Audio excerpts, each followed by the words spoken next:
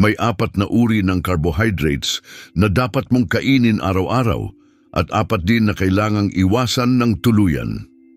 Pagkatapos ng edad na 60, ang maling pagpili ng carbs ay maaaring seryosong makasira sa kalusugan. Maaari itong magdulot ng biglaang pagtaas ng blood sugar, makasama sa pagtunaw ng pagkain at tahimik na mag-ambag sa pagkawala ng memorya, panghihina ng kalamnan at kahit stroke. Ayon sa isang malaking pag-aaral, ang masasamang carbs na ito ay nagpapataas ng panganib ng type 2 diabetes ng hanggang 70%. At ang mas nakakabahala, karamihan sa matatanda ay kumakain nito araw-araw nang hindi nila namamalayan. Mga pagkain gaya ng cereal sa almusal, tinapay at crackers, kahit pa mukhang masustansya, ay unti-unting kumukuha ng iyong enerhiya at pinapabilis ang pagtanda ng katawan. Sa video na ito, ipapakita namin ang 4 na pinakamalusog na carbs na dapat mong kainin araw-araw at ang 4 na pinakamasasama na nagpapabilis sa pagtanda. Isa-isahin natin ito mula sa pinakamababa hanggang sa pinakamabisa at mula sa hindi gaanong mapanganib hanggang sa pinakadelikado. Siguraduhing manatili hanggang dulo dahil ang pinakapangit na carb ay konektado sa heart failure at maagang senyales ng demensya at malamang ay mayroon ka nito ngayon sa kusina.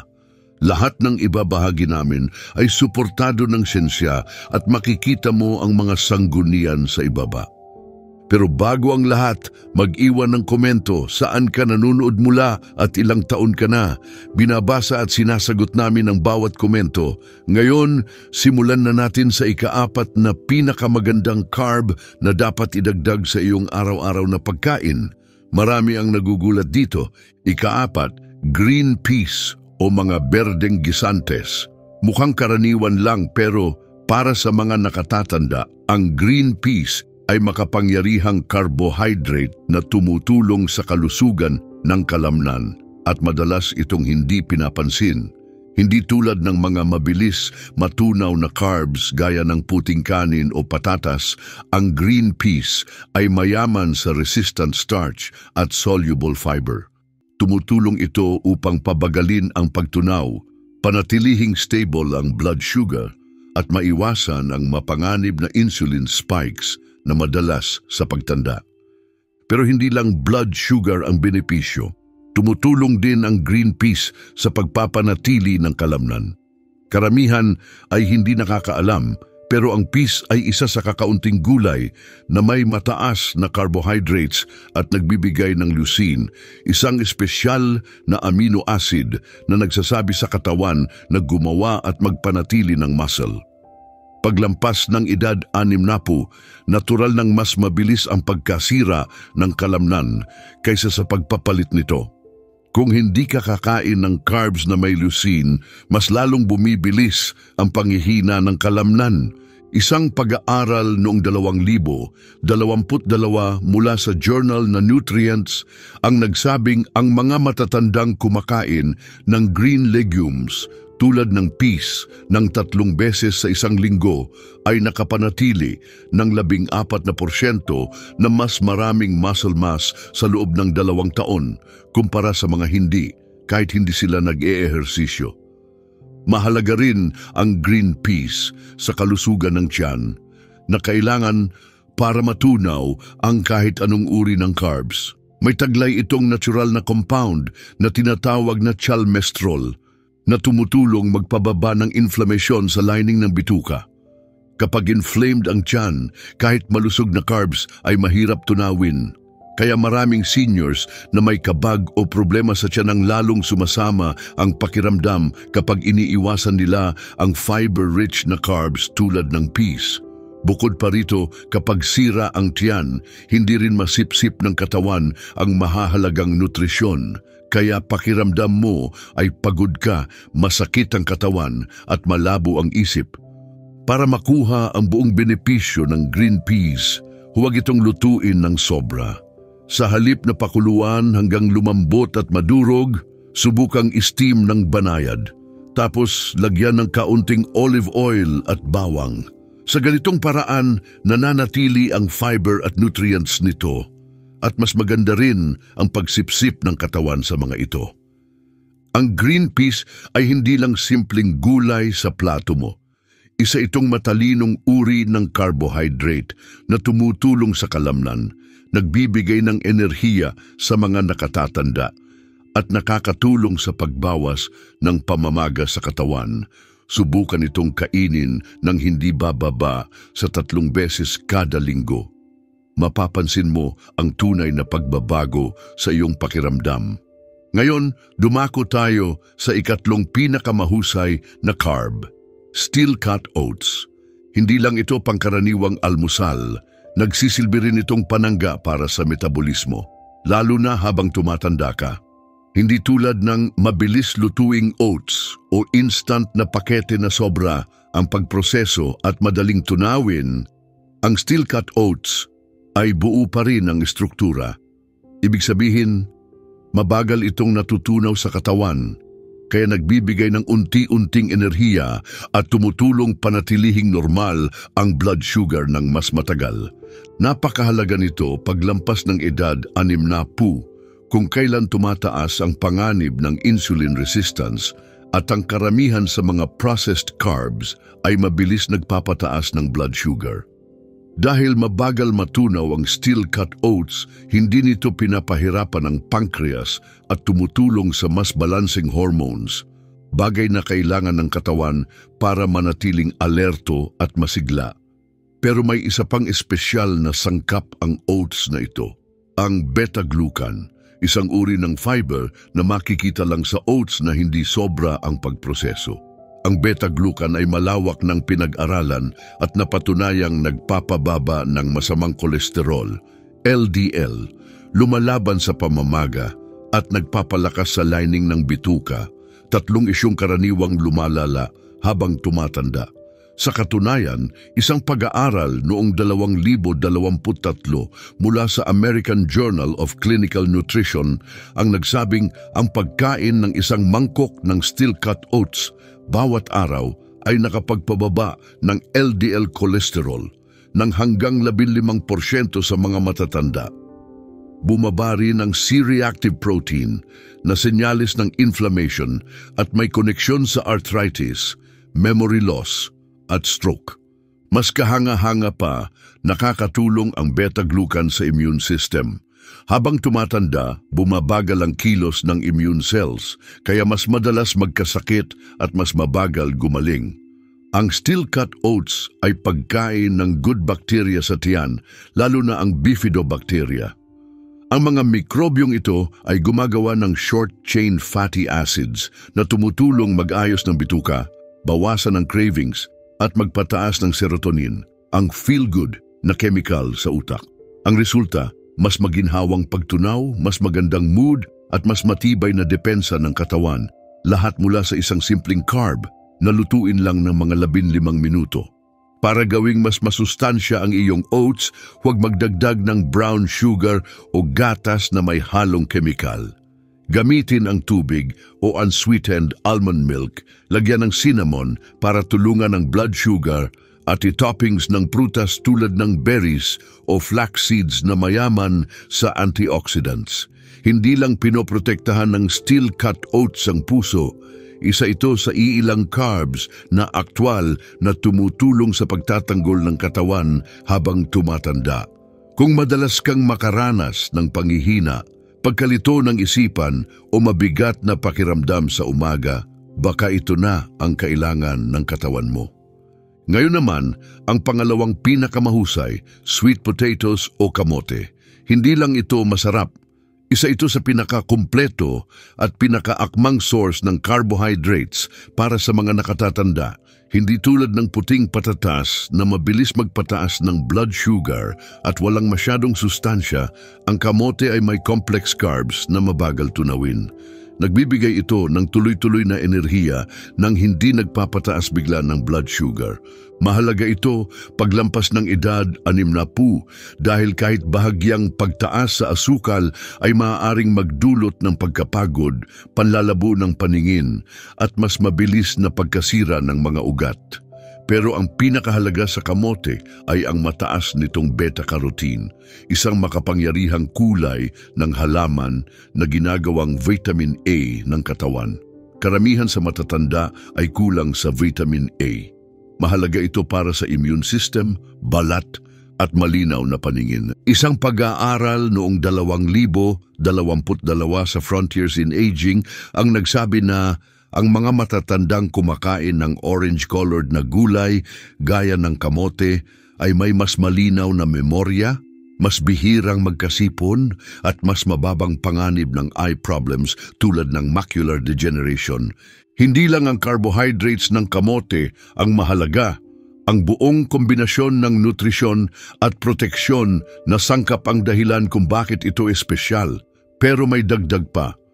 Ang kamote ay magandang source ng resistant starch, lalo na kapag niluto mo ito at pinalamig mo na bago kainin. Ang uri ng starch na ito ay hindi natutunaw sa small intestine. Sa halip, dumidiretso ito sa colon at pinapakain ng mga good bacteria doon. Kapalit nito, gumagawa sila ng isang substance na tinatawag na butyrate, isang short-chain fatty acid na nagpapababa ng inflammation, nagpapalakas sa pader ng bituka at maaaring makatulong sa pagbawas ng panganib ng colon cancer. Maraming seniors na may problema sa pagtunaw tulad ng kabag, leaky gut o sintomas na parang IBS ang gumagaan ang pakiramdam kapag pinalitan nila ang processed carbs ng malamig na kamote. Ang kamote ay hindi lang masarap, taglay din nito ang magnesium at potassium, dalawang mahalagang mineral na sumusuporta sa malusog na kalamnan at regular na tibok ng puso. Habang tumatanda, mas nagiging mahalaga ang mga mineral na ito, lalo na kung umiinom ka ng gamot na nagpapababa ng electrolytes. Kung nakakaranas ka ng pulikat sa binti tuwing gabi o hindi regular na tibok ng puso, maaaring makatulong ang kamote, isang bagay na baka hindi pa nasabi ng doktor mo. Para makuha ang pinakabenepisyo, i-roast ang buong kamote at huwag tanggalin ang balat. Naroon ang maraming sustansya. Iwasan ang matatamis na toppings gaya ng marshmallow. Sa halip, subukang budburan ng cinnamon o turmeric. Bukod sa nagpapasarap ng lasa, nakakatulong pa itong pababain ng blood sugar at bawasan ang pamamaga. Kapag kumain ka ng kamote, hindi lang ito masarap na side dish. Tinutulungan nito ang tiyan, pinapakalma ang blood sugar, at pinoprotektahan ang utak at paningin, lahat ng ito sa iisang makapangyarihang pagkain. Ngayon, ang number 1, lentils o munggo. Ang lentils ay hindi lang mainam na plant-based na protina. Isa ito sa pinakamabuting carbohydrate na maaaring kainin araw-araw ng matatanda. Punong-puno ito ng complex starches, soluble fiber at mahahalagang mineral. Tinutulungan itong ayusin ang mga nasisirang tissue, i-balance ang blood sugar at bawasan ang panganib ng chronic disease ng higit sa 30%.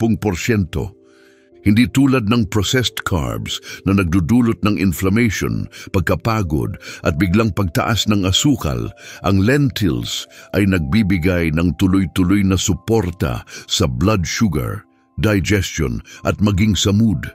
Kaya ito mahalaga lalo na paglampas ng edad 60. May napakababang glycemic index ang lentils, ibig sabihin hindi ito nagdudulot ng biglang pagtaas ng blood sugar. Pero nagbibigay pa rin ito ng matagalang enerhiya, bagay na mas kailangan habang bumabagal ang mitochondria ng katawan, ang bahagi ng cells na lumilikha ng enerhiya. Isang pag-aaral noong 2021 mula sa British Journal of Nutrition ang nagpakita na ang mga matatandang kumakain ng lentils 3 beses kada linggo ay may mas mababang fasting glucose, mas balanseng cholesterol at mas sensitibo sa insulin kumpara sa mga hindi kumakain ng munggo. Pero mas malalim pa ang benepisyo. Ang lentils ay mayaman sa prebiotic fiber na nagsisilbing pagkain ng good bacteria sa tiyan. Paglampas ng edad 60, bumababa ang dami at uri ng good bacteria sa tiyan na may koneksyon sa kahinaan ng resistensya, mental fog at pananakit ng kasukasuan. Ang fiber sa lentils ay tumutulong maibalik ang balanse sa bituka sa pamamagitan ng pagpaparami ng good microbes. Gumagawa ang mga ito ng mga anti-inflammatory compound gaya ng propionate at acetate na tumutulong palakasin at protektahan ang lining ng tiyan. Kapag malusog ang bituka, mas mahusay kang sumisipsip ng nutrisyon, mas epektibong na ilalabas ang dumi sa katawan, at mas kaunti ang bloating o pamamaga pagkatapos kumain. Bukod pa rito, mayaman din ang lentil sa iron, folate at magnesium, tatlong nutrients na madalas kulang sa mga matatanda. Tumutulong ang iron sa malusog na red blood cells. Ang folate ay mahalaga para sa utak at pag-aayos ng DNA, at ang magnesium ay nagpapakalma sa nervous system at tumutulong sa kalamnan at buto. Para sa mga babaeng lampas 60, mahalaga ang sapat na folate para maiwasan ang memory loss at maprotektahan ang puso. Para masulit ang lentils, lutuin ito gamit ang mga pampalasang kilala sa anti-inflammatory properties tulad ng cumin, bawang o bay leaves. Iwasan ang mga dilatang lentils na maraming asin. Piliin ng dried o bahagyang na proseso lang. Ang red lentils ang pinakamabilis maluto at lumalambot, habang ang green at brown lentils ay nananatiling buo at nagbibigay ng magandang texture. Maaring idagdag ang lentils sa mga sopas, nilaga o kahit malamig na salad, isang simpleng carb na kayang gawin ang hindi kayang gawin ng puting tinapay. Ngayon na nakita mo na ang 4 na pinakamahusay na carbs para sa katawan, kalamnan at enerhiya habang tumatanda, oras na para alamin ang 4 na pinakamasasamang carbs na dapat iwasan ng mga nakatatanda. Simulan natin ang countdown mula sa ika-4 na pinakapangit, isang pangkaraniwang pagkain na maaring tahimik na nagpapabilis ng pagtanda mo araw-araw. Number 4, puting sandwich bread. Mukha itong walang masama, pero ito ang isa sa pinakadelikadong pagkain sa diet ng maraming seniors. Hindi dahil matamis ito, kundi dahil sa kung paano ito ginagawa at paano tumutugon ang katawan dito. Maraming matatanda ang lumaking kumakain ng white bread sa almusal, sandwich o sa hapunan. Pero ang white bread ngayon ay malayo na sa tinapay noon.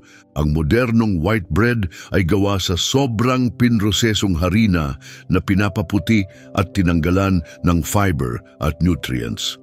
Napakabilis nitong matunaw, mas mabilis pa kaysa sa ilang matatamis na merienda.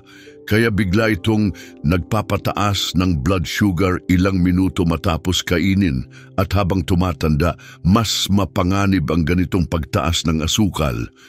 Isang pag-aaral noong 2021 mula sa Diabetes Care ang tumutok sa higit 8,000 matatanda, at nakita na ang araw-araw na pagkain ng white bread ay nagpapataas ng panganib ng type 2 diabetes ng 29% at heart disease ng 16%. Bakit nangyayari ito? Habang tumatanda, humihina ang pancreas, bumabagal ang tugon ng cells sa insulin at mas matagal manatiling mataas ang blood sugar. Ang mabagal na pagbawi ng katawan ay nagdudulot ng pinsala sa loob. Naapektuhan ang mga ugat, nerves, at kahit ang utak na nauubusan ng enerhiya. Wala ring fiber ang white bread na kailangan ng iyong tiyan para sa kalusugan. Kapag kulang sa fiber, humihina ang good bacteria sa bituka. At kapag nasisira ang microbiome, bumababa ang immune system, bumabagal ang pagtunaw at lumalaganap ang inflammation sa katawan. Mas lumalala pa ang sitwasyon dahil maraming uri ng white bread ang may dagdag na asukal, hindi malusog na mantika at enriched flour na halos walang nutrisyon. Pansamantala kang mabubusog, pero sa totoo lang, lalo nitong pinapalala ang mga problemang pangkalusugan na gusto mong iwasan. Kung regular mo pa rin kinakain ang white bread sa almusal, tanghalian o hapunan, parang nilalabanan ng katawan mo ang asukal araw-araw pero laging natatalo, Ano ang mas mabuting alternatibo? Pumili ng 100% sprouted grain o stone ground whole grain bread. Siguraduhin ang whole wheat ang unang sangkap sa listahan at bawat hiwa ay may hindi bababa sa 3 gramo ng fiber. Huwag basta magtiwala sa mga label na multigrain. Madalas wala itong tunay na kahulugan. Basahing mabuti ang listahan ng sangkap sa likod ng pakete. Kung gusto mong magkaroon ng mas matatag na enerhiya, malinaw na pag-iisip at proteksyon mula sa seryosong sakit gaya ng stroke at diabetes, ang pagtigil sa white sandwich bread ay maaaring isa sa pinakamatalinong hakbang sa kalusugan mo ngayong taon. Bago tayo magpatuloy, kung nakakatulong sa iyo ang video na ito, pindutin na ang like button. Huwag kalimutang mag-subscribe at i-click ang bell icon para hindi ka mahuli sa iba pang kapakipakinabang na tips tulad nito. Ngayon, dumako na tayo sa number 3, rice cakes. Magaan, malutong at kadalasang ibinebenta bilang healthy snack. Pero ang totoo, isa ito sa pinakamapanlinlang at pinakanakasasamang carbs para sa matatanda. Akala ng marami ligtas ito, pero halos wala talaga itong nutrisyon, wala itong fat, halos walang fiber, at kaunti lang ang protina, kaya parang purong asukal ang epekto nito sa katawan. Mabilis itong matunaw, ilang minuto lang matapos kainin, biglang tataas ang blood sugar, tapos mabilis ding bababa. Ang resulta, pagod ka ulit at nagugutom agad. Para sa mga higit 60 taong gulang, ang paulit-ulit na pagtaas at pagbagsak ng blood sugar ay mapanganib. Maaari itong humantong sa type 2 diabetes, memory loss at panghihina ng kalamnan. Karamihan sa rice cakes ay gawa sa puffed white rice na may glycemic index na higit sa 80, mas mataas pa sa mismong asukal. Ayon sa isang pag-aaral noong 2020 sa Journal of Clinical Endocrinology, ang mga pagkaing may mataas na glycemic index gaya ng puffed rice ay nagpapataas ng blood sugar ng higit sa 200% pagkatapos kumain kumpara sa whole grains. Dahil dito, napipilitan ang katawan na maglabas ng malaking halaga ng insulina. Pero habang tumatanda, humihina ang kakayahan ng cells na tumugon sa insulin.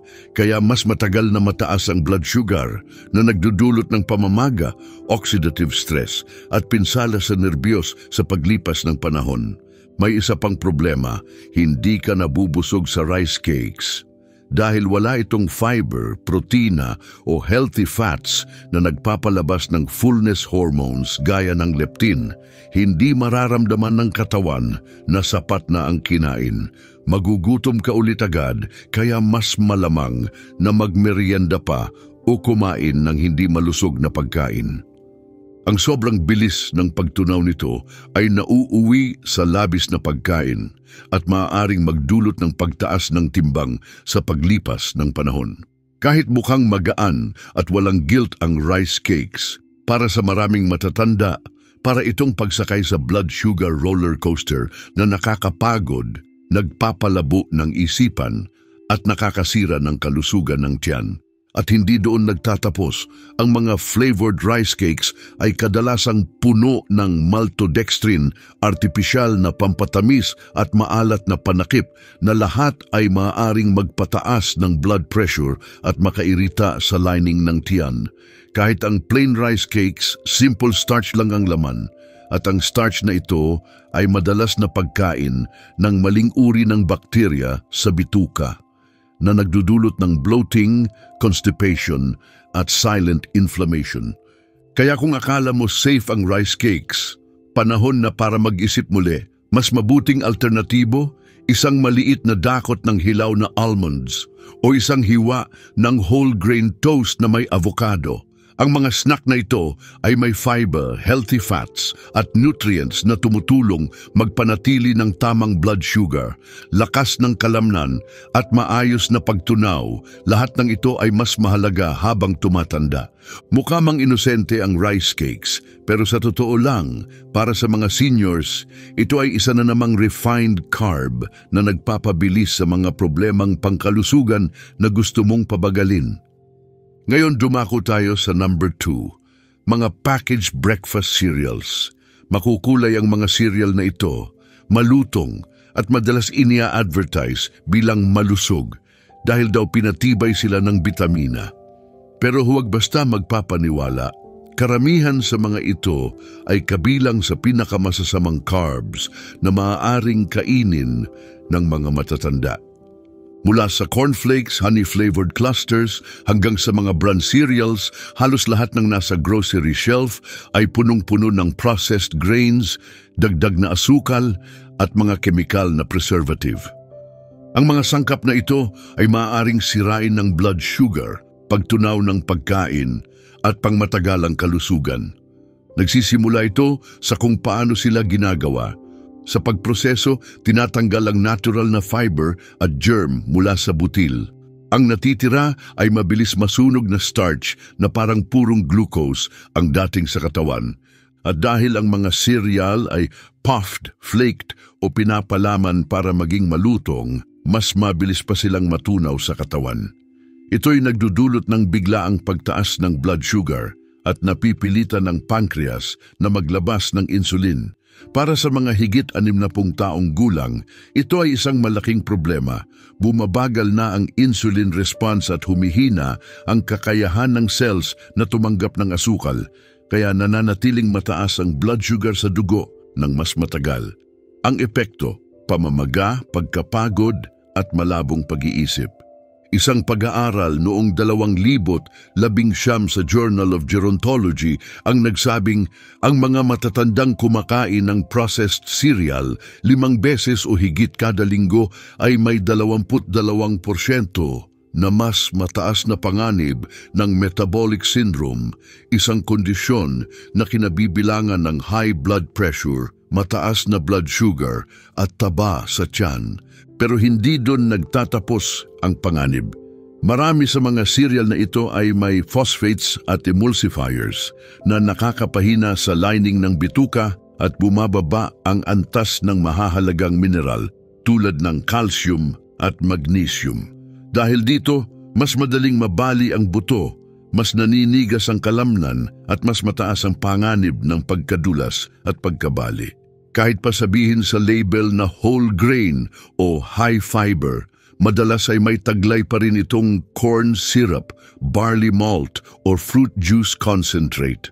Mga sangkap na katulad din ng refined sugar ang epekto. Ang ilang cereals ay may lampas 20 gramo ng asukal kada serving na tinatago sa likod ng magagarang label at iba-ibang pangalan. At kung magdadagdag ka pa ng low-fat milk, mas lalo mong pinapataas ang asukal habang tinatanggal ang healthy fats na tumutulong pabagalin ang pagtunaw at balansehin ang hormones. Ang mas mabuting solusyon, iwasan na lang ang cereal aisle. Para sa mabilis na almusal, subukang kumain ng unsweetened Greek yogurt na may chia seeds o itlog na nilaga na may tunay na whole grain toast. Ang mga ito ay nagbibigay ng matatag na enerhiya, mas kontroladong blood sugar at mas malinaw na pag-iisip buong umaga. Maaring madali at pamilyar ang cereal sa umaga, pero para sa maraming matatanda, ito ang unang hakbang sa araw na nagdudulot ng sugar spikes, pagkapagod at unti-unting pagtaas ng timbang. Ngayon, ang number 1, French fries, malutong, kulay ginto at para sa maraming seniors, mahirap tanggihan. Pero ito rin ang pinakamapanganib na carbohydrate na maaari mong kainin pagkatapos ng edad 60. Hindi lang ito mataas sa starchy carbs, piniprito pa ito sa mantikang may inflammation, walang fiber at sobrang alat. Madalas din ay may halong artificial preservatives. Ang kombinasyong ito ay maaaring makasira sa halos bawat bahagi ng katawan habang tumatanda. Kapag kumain ka ng French fries, hindi gulay ang kinakain mo, kundi isang sugar bomb na binalot sa mga sangkap na mapanganib sa puso. Narito ang tunay na problema. Ang patatas ay likas na may mataas na glycemic index, ibig sabihin mabilis nitong pinapataas ang blood sugar. Pero kapag hiniwa ito ng manipis, pinirito sa hindi malusog na mantika at tinaktakan ng asin at artificial flavorings, nagiging isa ito sa pinakamasamang pagkain para sa katawan. Ayon sa isang pag-aaral noong 2023 sa Nutrition and Aging, ang matatandang kumain ng fried potatoes 2 beses lang sa isang linggo ay may 36% mas mataas na panganib ng stroke. Mas mataas din ang tsansang magkaroon ng insulin resistance at paninigas ng mga ugat kahit balanse pa ang iba nilang kinakain. Masama rin ito sa tiyan. Karamihan sa French fries ay piniprito sa paulit-ulit na gamit na mantika na gumagawa ng acrylamide, isang kemikal na konektado sa cancer. Sinasaktan nito ang lining ng bituka, pinapataas ang inflammation, at pinipigilan ng katawan sa pagsipsip ng mahahalagang bitamina gaya ng B12, folate at magnesium. Pagkatapos ng edad 60, umaasa ang katawan sa mga nutrients na ito para manatiling gumagana ng maayos ang utak at kalamnan. At nariyan din ang asin. Ang isang serving ng fast food o frozen fries ay maaaring may lampas 300 milligrams ng sodium. At alam naman natin, bihira lang ang kumakain ng isang serving lang. Ang sobrang asin ay nagpapakipot sa ugat, nagpapataas ng blood pressure at pinapahirapan ng kidneys. Kapag pinagsama ang lahat, high carbs, unhealthy oils, preservatives at asin, nauuwi ito sa perpektong bagyo. Pagod, malabong pag-iisip, pamamaga sa binti at paghina ng puso. Mas nakakatakot pa, ang French fries ay emotionally comforting. Madalas itong kasabay ng burger, take-out meals o kasalo ng kaibigan, kaya mas mahirap tanggihan. Pero ang pinsalang dinudulot nito sa metabolism, utak at sirkulasyon ay totoo. Pagkatapos ng edad 60, bawat kain mo ay alinman sa nakakatulong sa paggaling ng katawan o nagtutulak patungo sa sakit. Kung mahilig ka sa patatas, subukan mo na lang i-bake ang sweet potato wedges na may olive oil at herbs.